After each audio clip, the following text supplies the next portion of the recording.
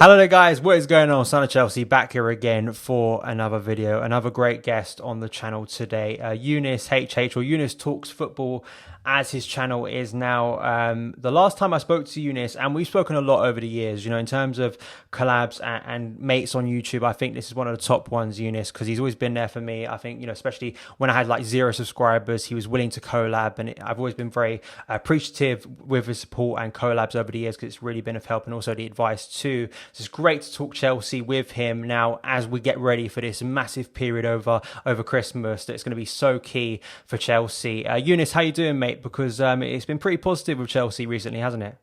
Yeah, mate. I appreciate that intro. Thank you so much. And I'm good. Good to see you're killing it on here, man. This channel's turned into something special. So yeah, you're smashing it. Well done. And yeah, I'm good. It's an exciting time. Chelsea have awakened after a bit of doubt at the beginning. We've now, assembled ourselves really nicely and developed really well. So hopefully that continues. And yeah, this December is going to be mental. Yeah, it really is. I think I was looking, hadn't actually realised how mental. I just looked at the next 10 Premier League games. I did this in a video the other day where I was talking about can Chelsea win a Premier League title, and I basically just laid it out. I was like, look at these next 10 Premier League games. This is going to be defining, you know. Then we can talk after this period of Premier League games, because it's not just Saturday. There's midweek Premier League games as well to go with this, and then naturally you have the intense Christmas period that we usually have anyway, along with these midweek Champions League games as well, back to back. So it's really intense, isn't it? I just, my only concern is the fatigue of players and injuries. Is that a concern to you as well?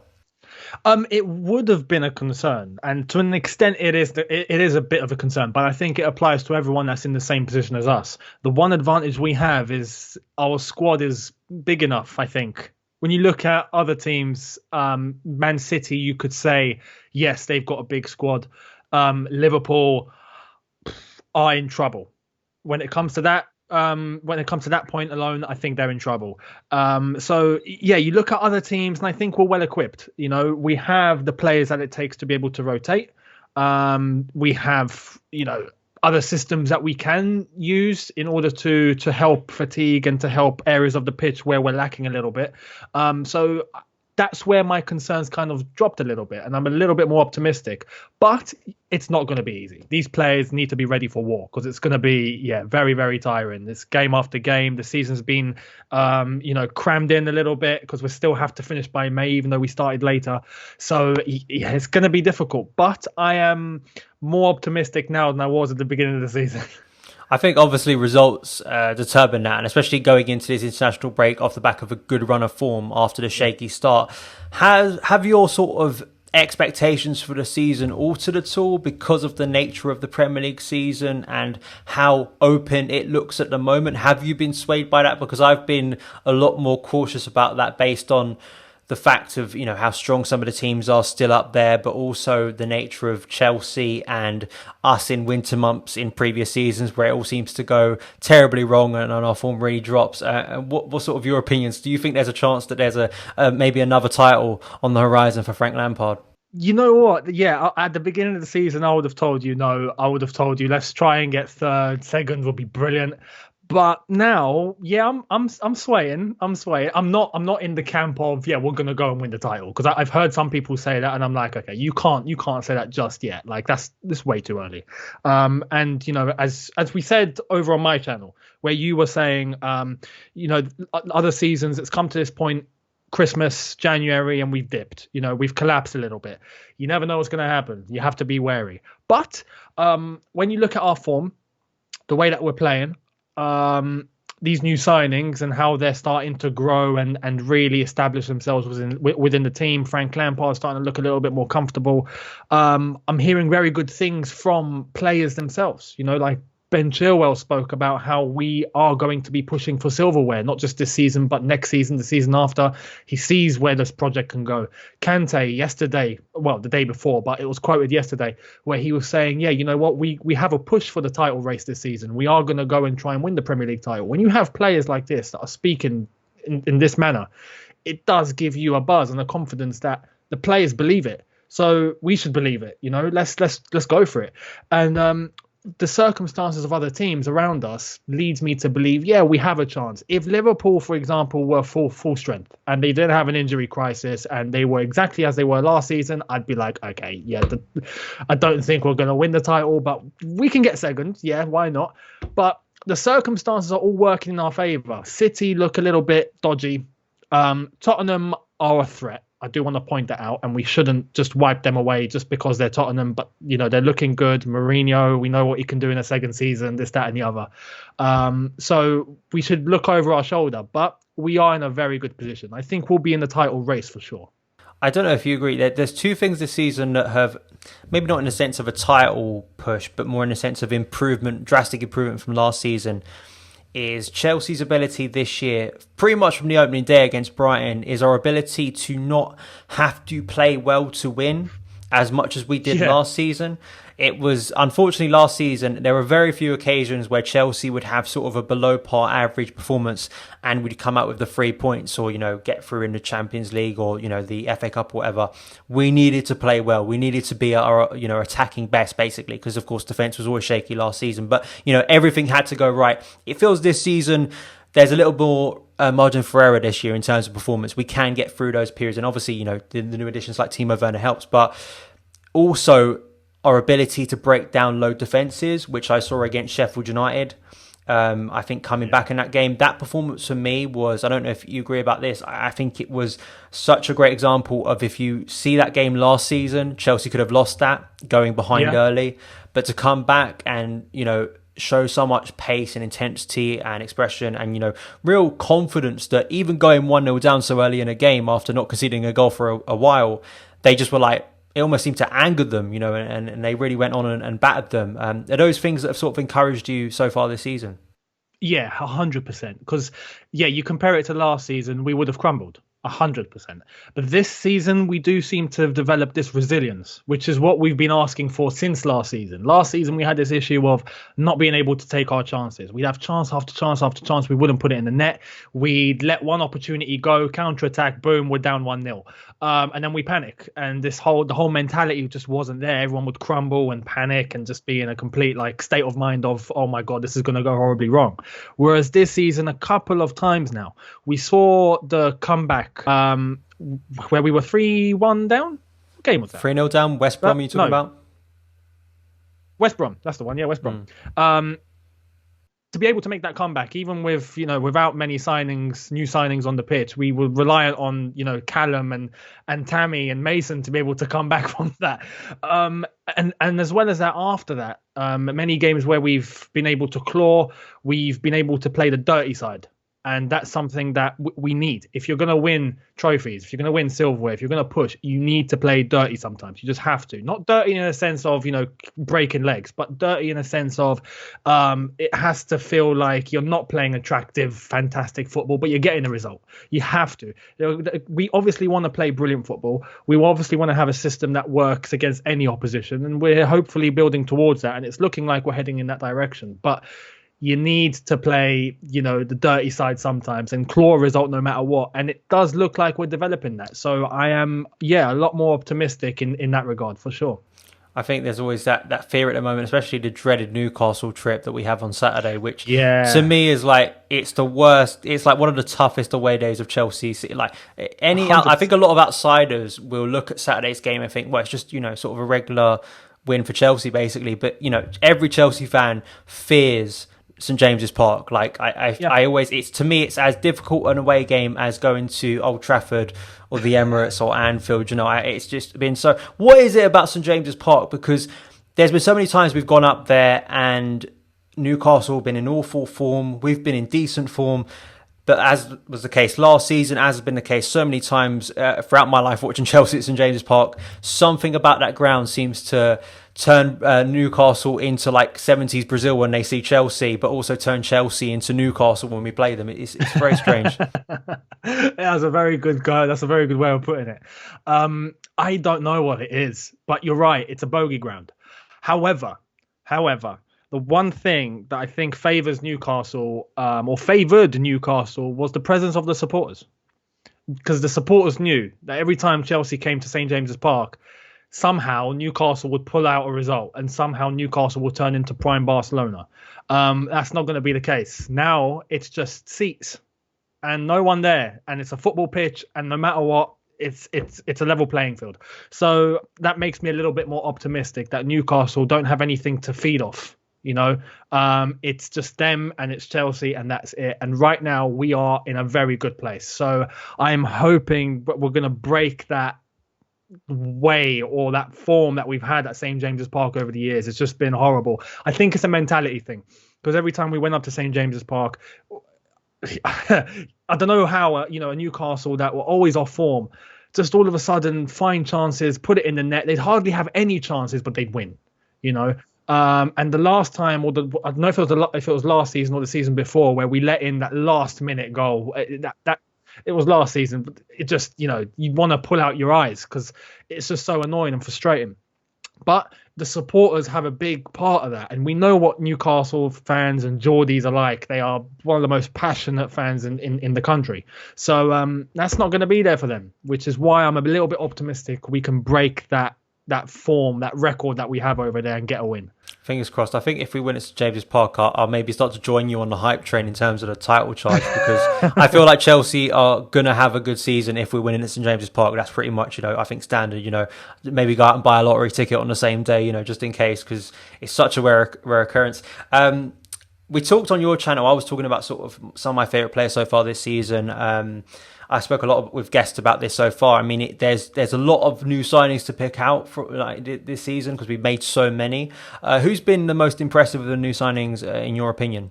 At first, I would have told you Timo Werner and Ben Chilwell. That was at the beginning. And that's not to say that they've fallen off. They haven't. They've been super consistent. If not, they've gotten better. But now coming into the fold, we've had Edouard Mendy. We've had Thiago Silva.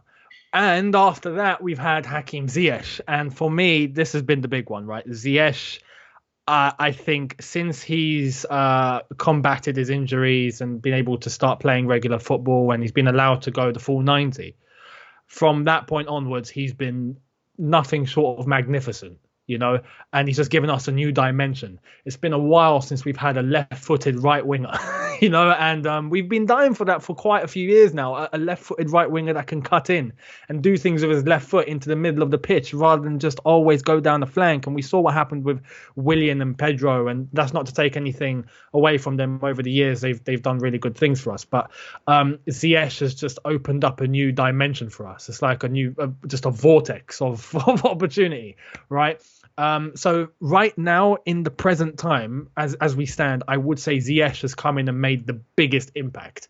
But he's not alone. And this is why I'm just so super excited to see where we're going, because Werner, even though he's not playing up front as a number 9 all the time, is getting goals and getting assists. And the moment he gets shifted into his number 9 and plays there regularly, I think we have a contender for top goal scorer of the season. Hopefully. Fingers crossed.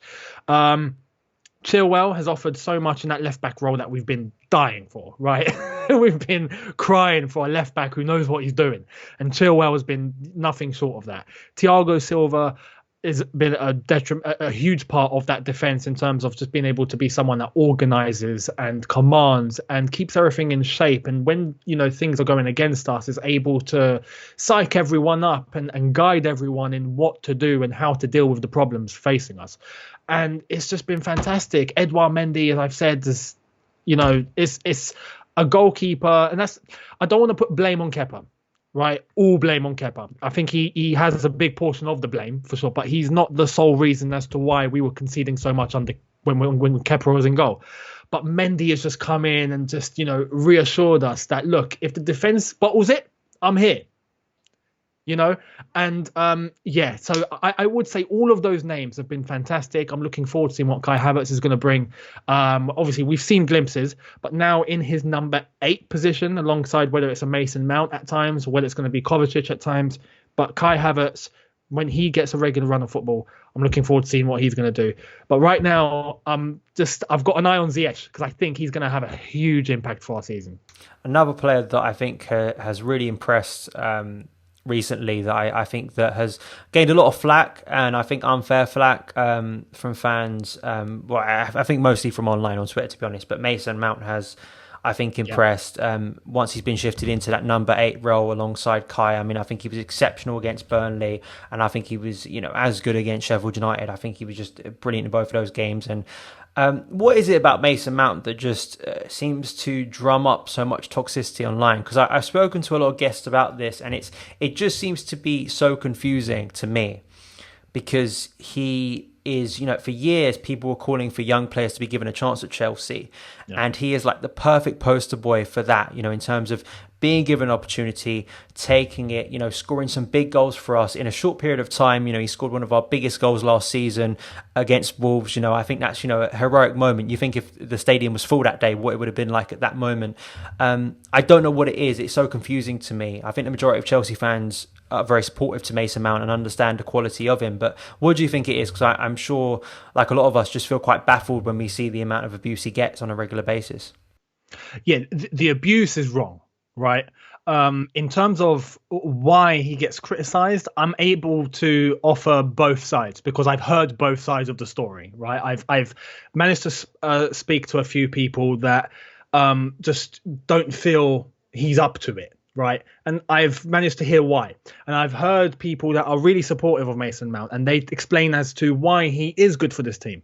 So I've heard both sides, and I think it's fair that I'm able to understand both sides of the story.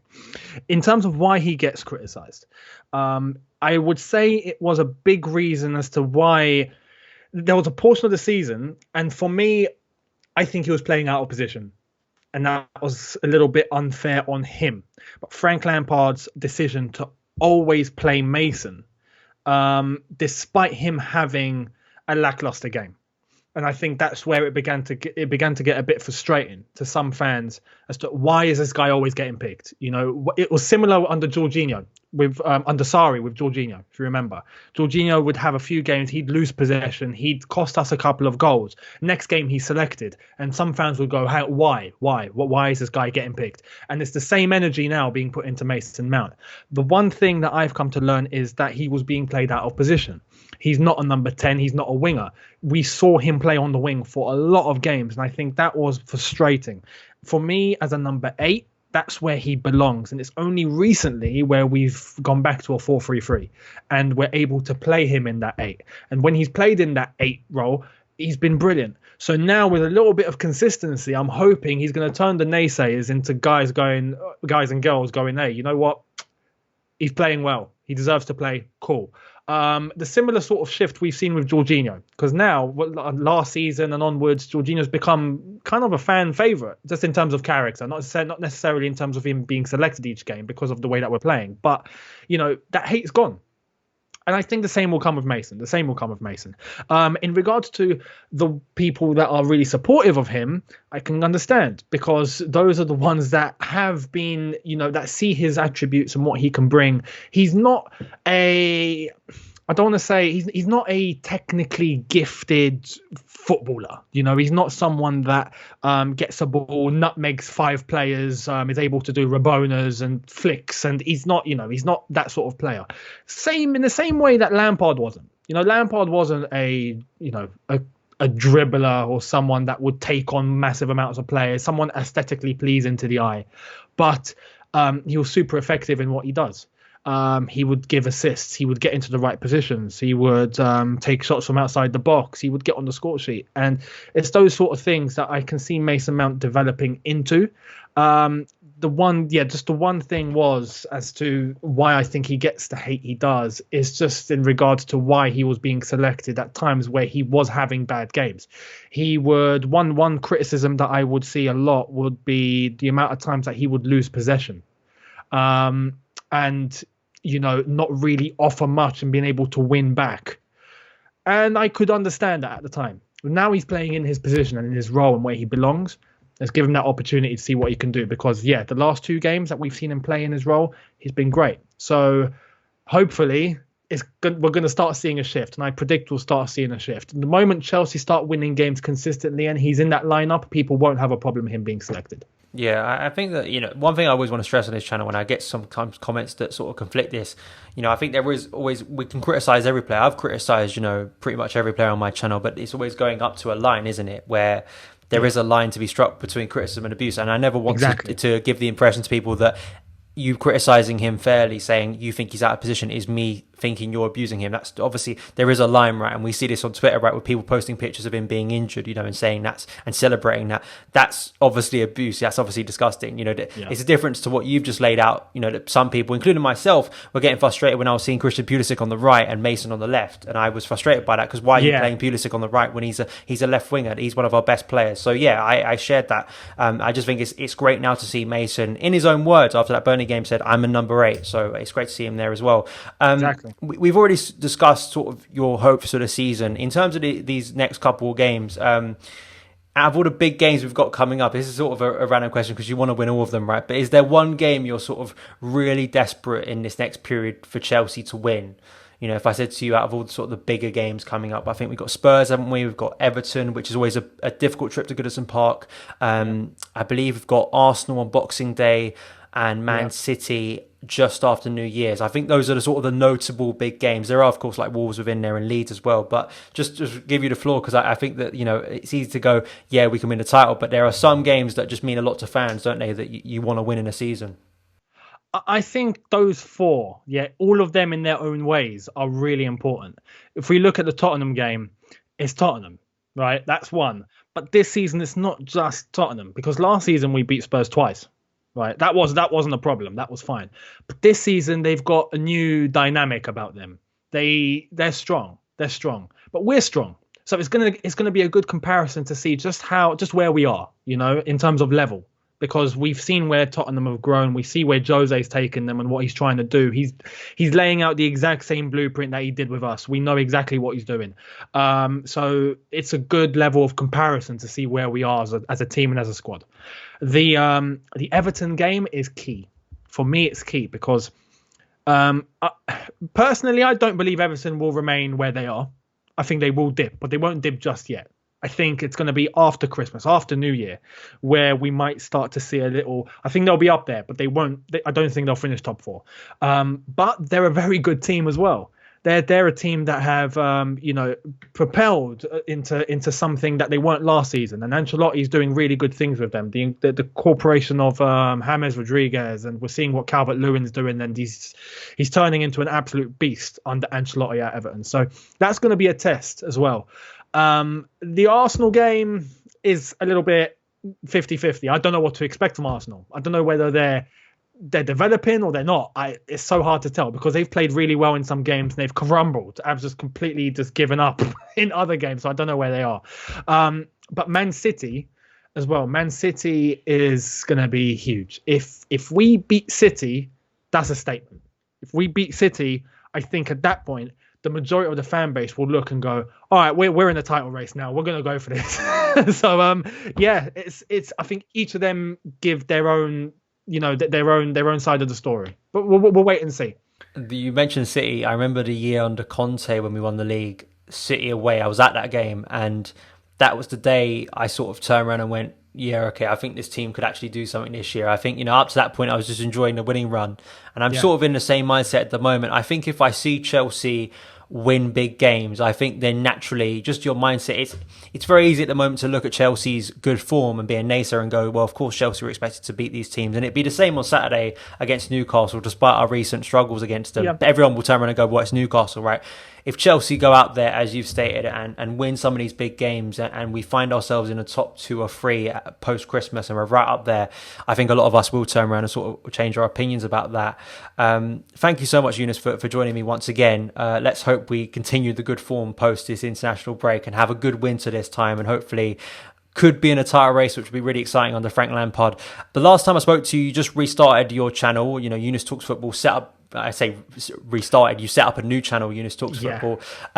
It's not just, your usual sort of YouTube videos where you're talking about Chelsea on sort of a daily basis. You've also started Twitch as well. Do you want to sort of talk about that and sort of shout out where people can find your work online? Yeah, absolutely. So, I started my new channel, Younes Talks Football, and just to offer a new dynamic and a new way and a new setup of doing things, which is, what I'm really enjoying now. And it's mainly Chelsea orientated, but down the line, I will be branching out and keeping everything Chelsea as well, but starting to branch out and talk about others and just, make the channel grow even more. But I'm also on Twitch now alongside what I'm doing on YouTube, and that's mainly a platform for me to just be a little bit more laid back and just interact with viewers and subscribers and people that are watching a little bit more, and followers. Playing FIFA at the moment, we've got a Chelsea career mode going on there, so that's going really well, pretty much in the same trajectory as it is in real life. So we're third in the league and we're aiming for top, so it's going pretty well. Alongside that, I'm looking to incorporate other things as well, and being able to just interact with viewers and just answering questions, Q&As. Might play Among Us. You're invited if you want to play along as well, mate. Because that's just a bundle of laughs. But yeah, there's other things on Twitch going at the moment. There's a couple of ideas floating, so I'll see what I'm going to do in relation to that. But where you can find me, yes, Younes Talks Football on YouTube, and Younes Talks Football on Twitch as well, same name. So yeah, come along and join the party. Yeah, no worries, man. Definitely will. And all the links in the description box below. As always, find Younes' YouTube channel, Twitter. I'll leave the Twitch link in there as well, so you can go and check that out. But thank you guys so much for taking the time to watch this video. If you did enjoy it, hit that subscribe button and the notification bell so you never miss an upload. Follow me on Twitter @SonofChelsea. Have a great day, and I'll see you again.